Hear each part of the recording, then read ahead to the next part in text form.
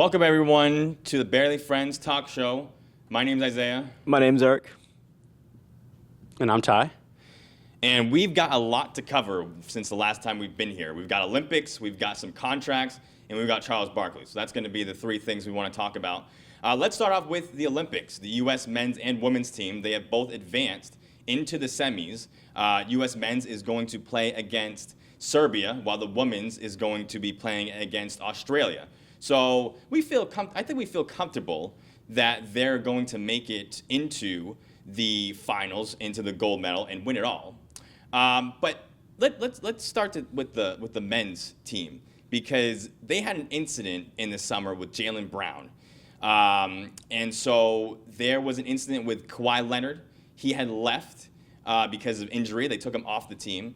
And so now they were to replace him, and the person that they replaced him was Derek White. Now, there's a lot of controversy. Should have been Jaylen Brown. Should have been Jalen Brunson. Should have been Tyrese Maxey. So let me start off with you, Eric. What are your initial thoughts with that whole incident as it's kind of resolved for the most part? What do you think? What was your initial thought with what was going on? Yeah. So to start off, Jaylen Brown, he's the NBA Finals MVP and the Eastern Conference Finals MVP. So what I'm hearing now is that he's the Celtics' top player in the playoffs. And if you're the Celtics' top player, the NBA champions, I think that you deserved a spot in the Olympics. And it was very evident that Brown wanted that spot in the Olympics. If this was a case scenario where he said, I don't feel like playing this summer, I just want to relax, then no big deal. But I think Brown deserved that spot. Derek White, also an amazing fit. Porzingis, I know he's not on the U.S. team, but he'd also be a good fit. All great Celtics players. Any Celtics player in the starting lineup could be on the Olympic team. But just an unfortunate snub. But regardless, I know that Tatum's really not been getting a lot of minutes this Olympic run. And maybe if, for example, Kawhi played, he would be the one who didn't get those minutes. So I just see that, there's a lot of minutes to go around. Brown probably would have got snubbed on the team if he made it. But just a big struggle with finding minutes for players like Tatum and like Derek White. I think Brown would have just got cut with his minutes. Yeah, Ty, do you have any thoughts on that with that situation? Yeah, I agree. I think you have to look in totality with, the entire USA Olympics roster and think about all the guards and the forwards, right, that they have on their team. You have Kevin Durant, LeBron James, Booker normally is playing the two.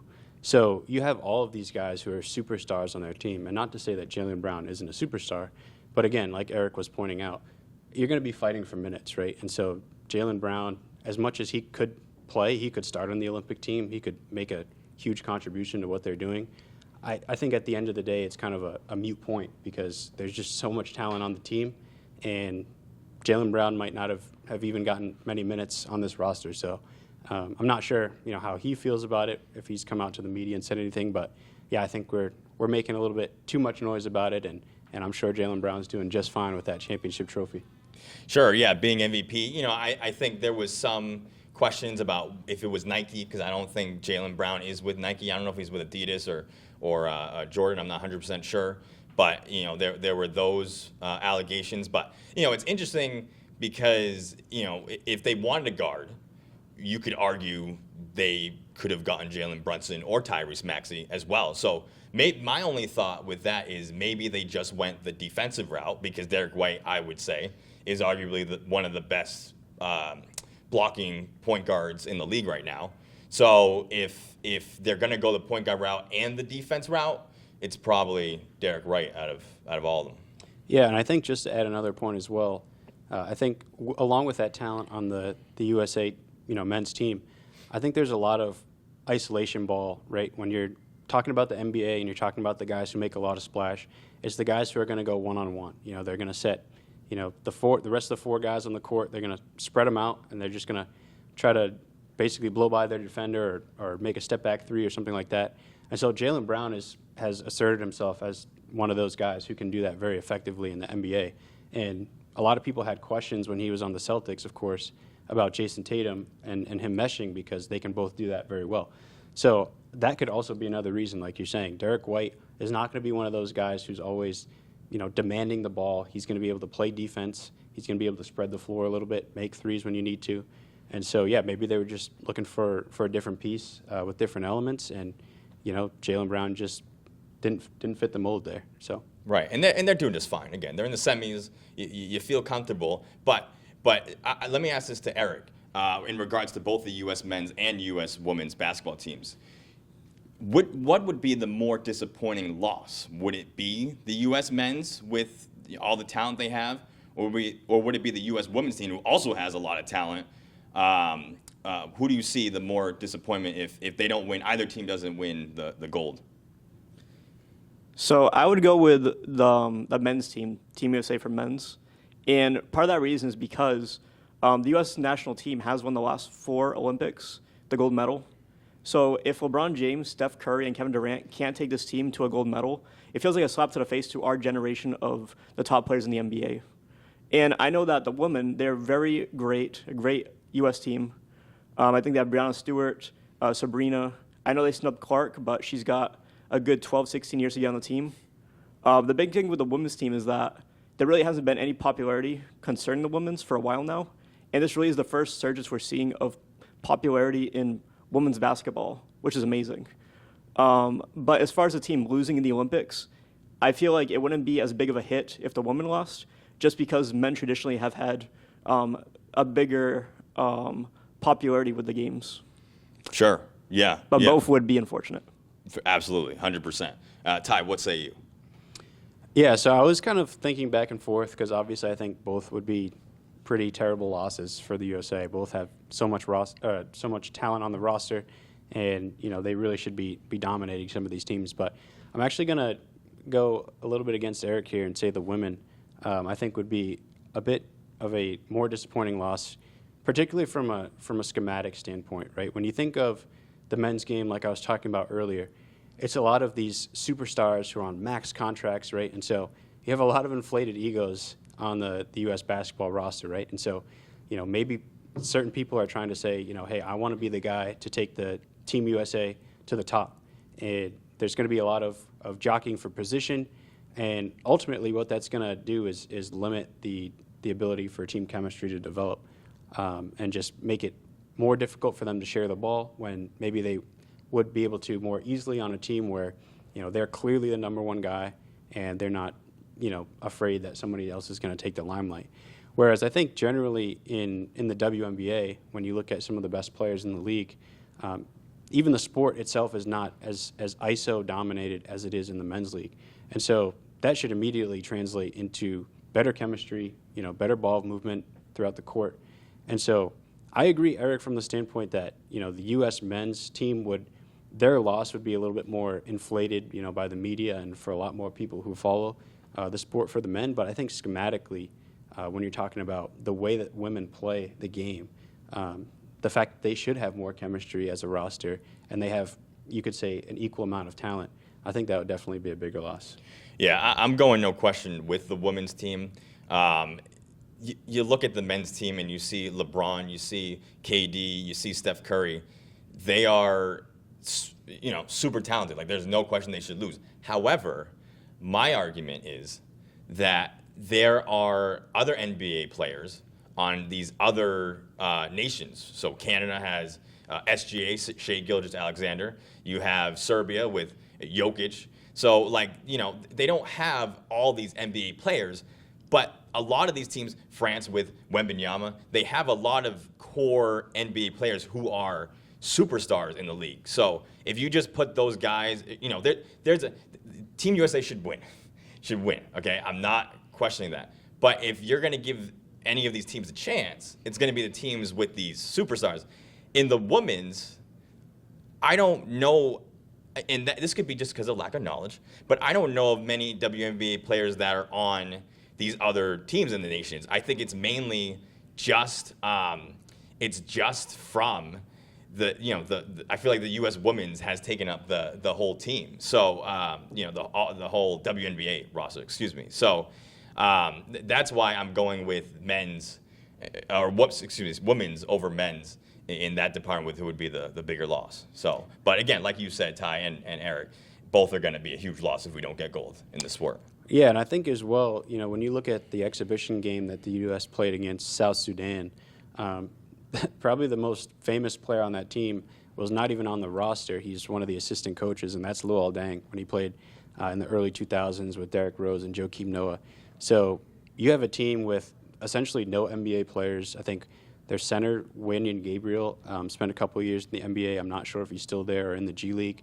But just when you think about the fact that they almost lost that game, they were a missed layup away from losing that game. You can attribute it to a lack of focus, a lack of concentration. But again, when you bring up the talent, I think the schematic standpoint makes it really difficult for them to do some of those things, to share the ball, to kind of create space, create plays for other players. And so you kind of saw the vulnerability there already. And so with that in mind, we've kind of all been clenching our fists and really hoping that the U.S. can do what they're supposed to do in the Olympics and kind of blow these teams out. But they've already shown their weakness. And so I think if they were to lose, we could point back at that game and say, these things should have been fixed from the jump, and we shouldn't have even had these struggles in this exhibition series. Eric, do you have any final points on your argument as we're kind of on the women's side? There's also a case scenario where either men's or women's, they both lose. I don't see that happening. But no, I do see your guys' point, too, that the women's team would be a big disappointment. I can't think of any international stars for the women. But as you mentioned, for the men, there's Shea Gill, there's Luka Doncic, there's Nikola Jokic. So the men could realistically lose. And if the women lose, I don't know who it would be against. But the men could be against Spain, France, Germany. So it's very realistic that the men's could lose. Sure, but they're not going to. They're not going to. Women's and men's will both win gold. You heard it here first. I just want to point out one other thing that happened in the U.S. men's 3v3 tournament. They're out. They're out early. They're not even going to get a medal, okay? But Ty, you brought up an interesting point.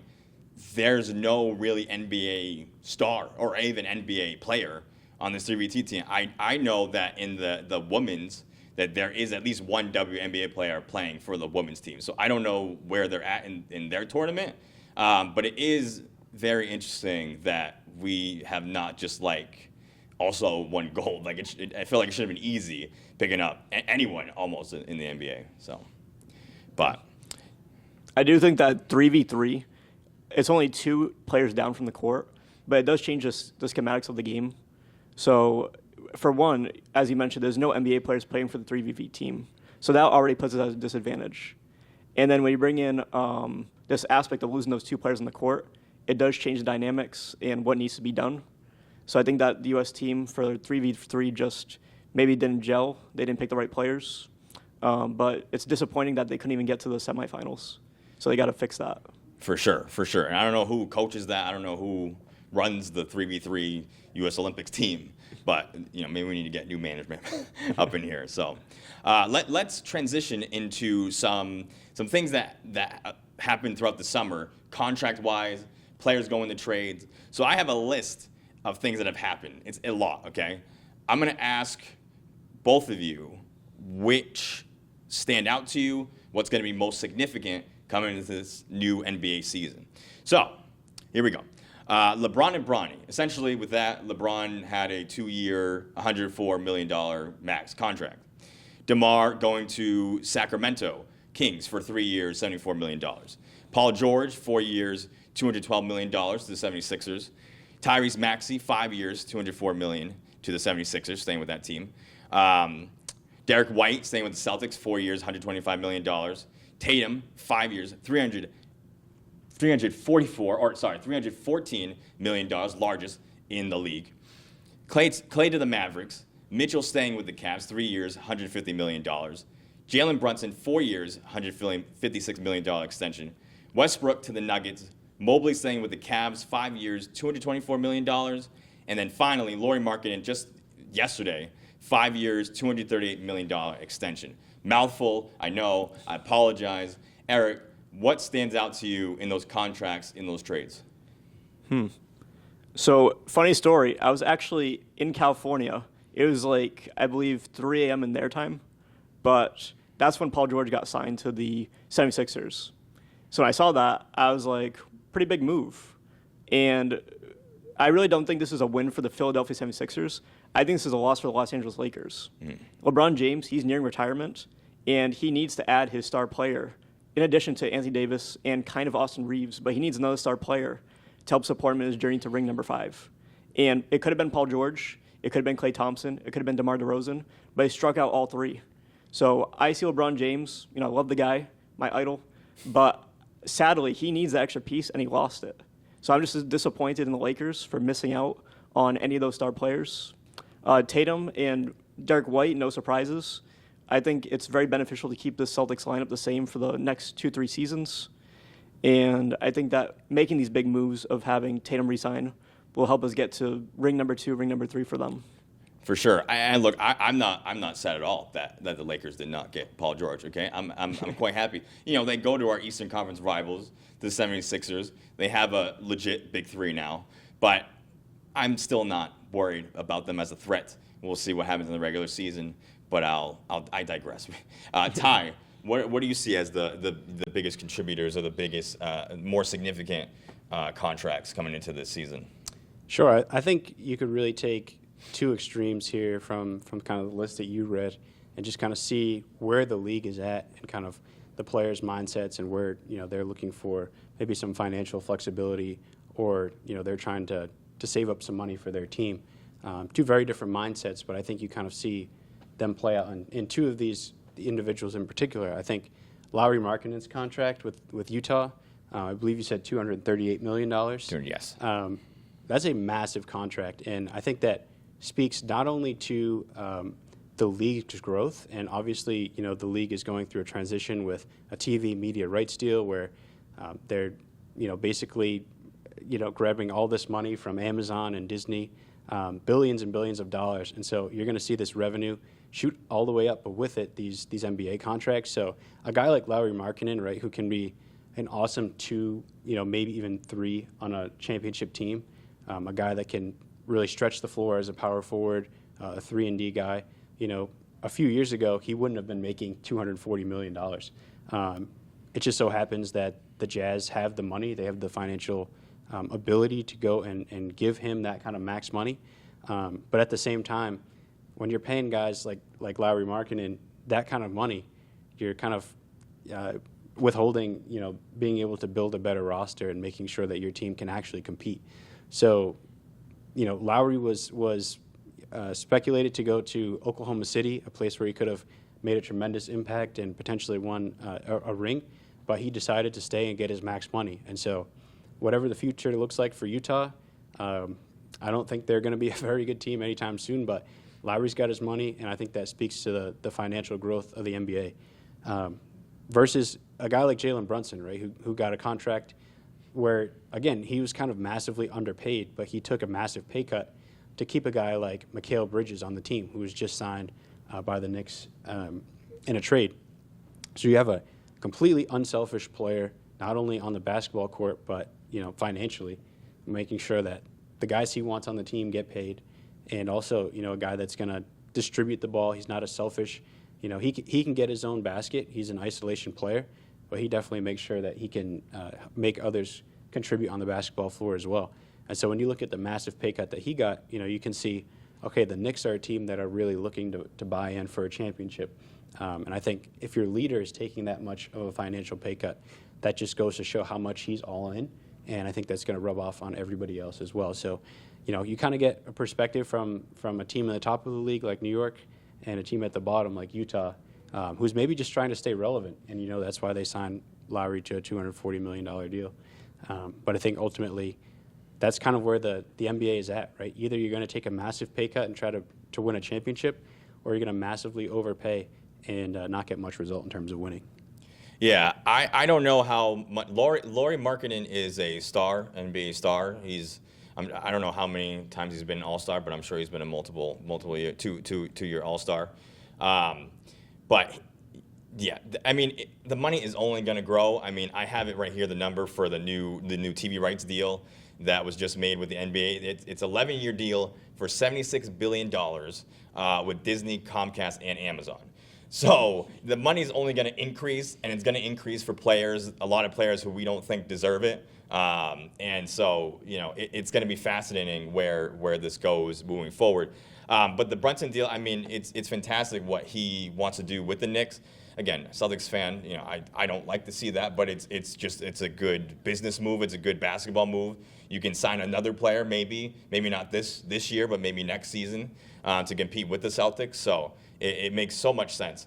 I want to add on to, it's interesting with Westbrook and the Nuggets. Going to the Nuggets, you already have Nikola Jokic, you have Jamal Murray, right? So he's gonna come off the bench unless some way somehow he comes to be or Jamal comes to be a shooting guard, and Westbrook becomes the main point guard. I don't know how that will look necessarily, but I think you add a guy who is just determined, who is a leader, who's gonna want to win a chip, I think, in his career, because I don't believe he's won one yet. So I think that's going to be significant for this Nuggets team. I think it adds a different dimension, and I believe that they're going to be strong moving forward in the Western Conference. They'll be back in it. That was a flop last season against the Timberwolves, I believe, getting swept or almost swept, gentlemen's sweep. So I think that's going to be significant. But I mean, all these extensions that were with the same team, Tyrese Maxey or Donovan Mitchell, it just solidifies that these are going to be their guys moving forward, and that they feel confident that they can build their team around these superstars. So a lot going on, and then I'll lastly just talk about Tatum a little bit with his largest contract. I think, I mean, he does deserve it. He's the best player on the Celtics team. It's hard to say that with Jaylen Brown getting MVP in this finals, but talent-wise, he's the best. He just needs to work on being in clutch moments and being a little better on the defensive side. But he is our best player, and so it makes sense that he will. It will be short-lived because someone will eclipse him very soon. Someone younger like Luka Doncic or Shai Gilgeous, someone will get a contract over him quickly. So these largest in the NBA right now are going to be short-lived. So, but yeah, I think a lot has happened this offseason. Do we have any predictions for next season? It's very early, but any predictions with a winner or anything we want to see next season from the Celtics or other teams? Hot takes, anything moving forward in this next season?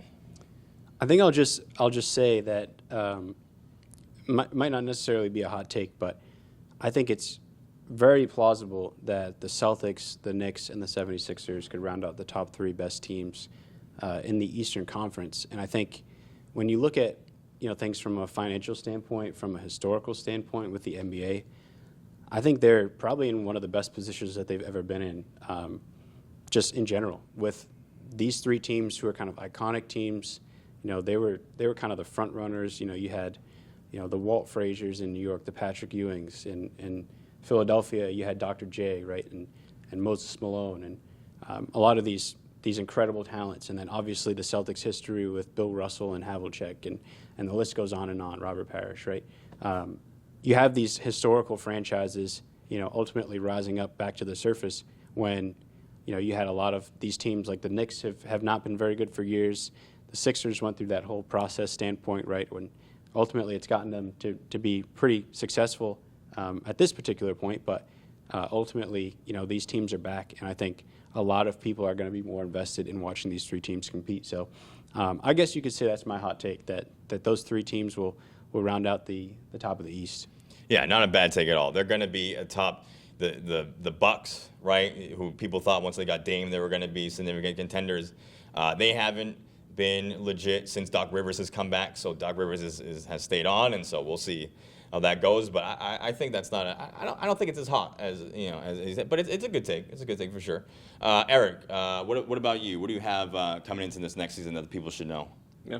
To start off, you guys know I do some work for Sports Illustrated. So I actually named Jason Tatum our Boston Celtics MVP. So Tatum, go to add that to your resume. But for next season, the Boston Celtics, I think they're going to remain being the best team in the NBA. And you got Brown, Porzingis, White, Holiday. Al Horford's also a great six-man. But we have the most dominant starting lineup in the NBA. And the fact that we have so much depth puts us at a massive advantage over any other team. So I can give a full endorsement to the Celtics that we're going to go back-to-back. And although, of course, we're based in Boston, I promise I'm not biased. I covered the Rockets for a couple of seasons. I knew we were the worst team in the league. I admitted it. But Celtics were the best team in the league, and that's a fact. For the Western Conference, for years it's been known as the Wild Wild West. And LeBron James, I think that without these major moves of bringing in another superstar, he's unfortunately done. But Anthony Edwards and Luka Doncic have bright futures. Nikola Jokic, he has to keep building on this momentum. He was just a champion, but he needs to stay in championship form. And I do think that Jokic could be next season's MVP. If not Jokic, it's going to be Doncic. That's my predictions.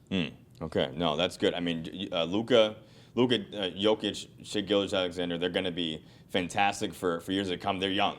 They're young in the NBA, and they're already doing so many things. I will say with the Celtics, I want to say dynasty a bust.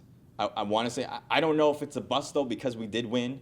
We won one, but I do think with this roster, with Joe Mazzulla, one of the best coaches right now in the league, do I fully believe that? I don't know. But I will say that the Celtics should be a dynasty.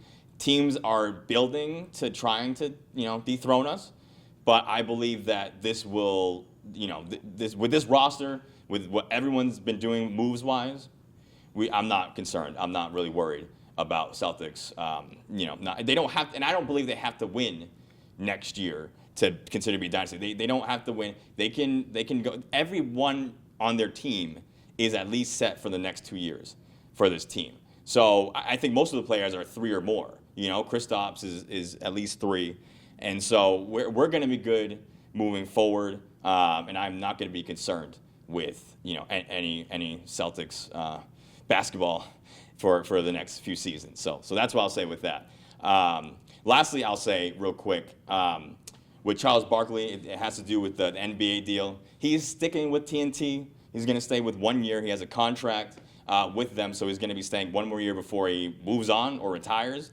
It's unfortunate. The main thing with this contract for me is not being able to see Charles, Shaq, and the Ernie, like all of them, with the TNT, and so it's gonna be a little unfortunate, but it'll be good. Yeah, don't cry because it's over. Smile because it happened. Yes, thank you. That is true. That is true. So I think that's gonna be it for our episode today. This is again we are your Barely Friends. My name's Isaiah. My name's Eric. And my name's Ty. Thank you for watching, and I hope to see you next time. Thank you. Peace. I'm running.